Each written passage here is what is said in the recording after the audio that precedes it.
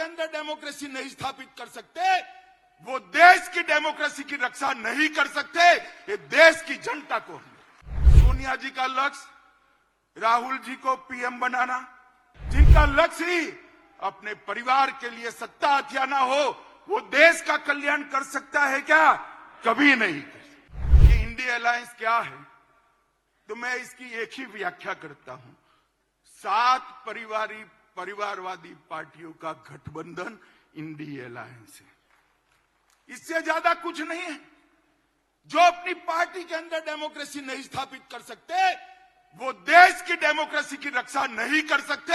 ये देश की जनता को, आपकी पार्टी लोकतांत्रिक पार्टी नहीं है, आपकी पार्टियां लोकतांत्रिक पार्टियां नहीं है, आप देश के लोकतंत्र का रक्षा नहीं कर सकते। एक और मोदी जी के नेतृत्व में डेवलपमेंटल अलायंस है और दूसरी ओर राहुल जी के नेतृत्व में डायनेस्टिक अलायंस है। डेमोक्रेटिक अलायंस, डेवलपमेंटल अलायंस और डायनेस्टिक अलायंस के बीच में देश की जनता को पसंद करना है।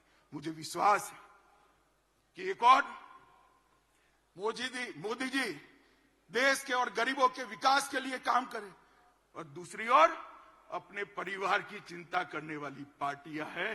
देश निश्चित रूप से विकास की राजनीति करने वाली भारतीय जनता पार्टी और एनडीए को सिलेक्ट करेगी, इसका मुझे पूरा विश्वास।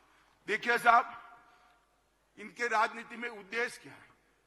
मोदी जी कहते हैं महान भारत की रचना हो, 2047 तक का लक्ष्य रखा, आत्मनिर्भर भारत की रचना हो, 2047 तक का लक्ष्य रखा।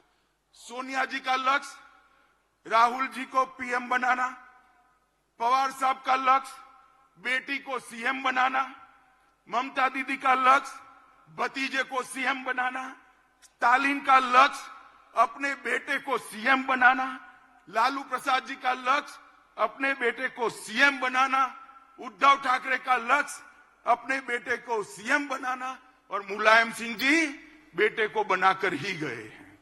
अब मुझे एक बात बताइए कार्यकर्ता भाइयों बहनों, जिनका लक्ष्य ही अपने बेटे बेटी भतीजों का कल्याण हो, वो गरीब का कल्याण कर सकता है क्या?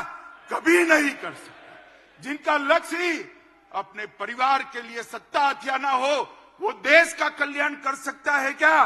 कभी नहीं कर सकता। मित्रों, इस देश के अंदर 2G, 3G और 4G पार्टियां हैं। 2G से मतलब आप 2G घोटाले से नहीं है। 2 generation party, 3 generation party, 4 generation party, 4 पीढ़ी तक नेता नहीं बदलता है। 4 पीढ़ी तक नेता नहीं बदलता है। क्यों भाई? देश के किसी युवा में कौवत नहीं है, वो आगे नहीं बढ़ सकता?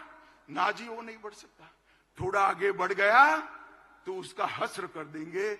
कई सारे लोग ऐसे हस्र किए हुए हैं, भारतीय जनता पार्टी ज्वाइन कर आज लोकतंत्र की यात्रा में जुड़े हैं। तेजस्विता का, परफॉर्मेंस का, विचार का, परिश्रम का और दृष्टि का वहां कोई महत्व नहीं है। वहां केवल और केवल आप कहां जन्मे, इसका महत्व है। मित्रों, मैं आज आप सबके माध्यम से देश की जनता को पूछना चाहता हूं, अगर भारतीय जनता पार्टी परिवारवादी पार्टी होती तो एक चाय बेचने वाले का बेटा कभी प्रधानमंत्री नहीं बन सकता। लोकतंत्र के अंदर मित्रों, लोकतंत्र के अंदर ये बहुत जरूरी है, सबको समान अवसर मिले।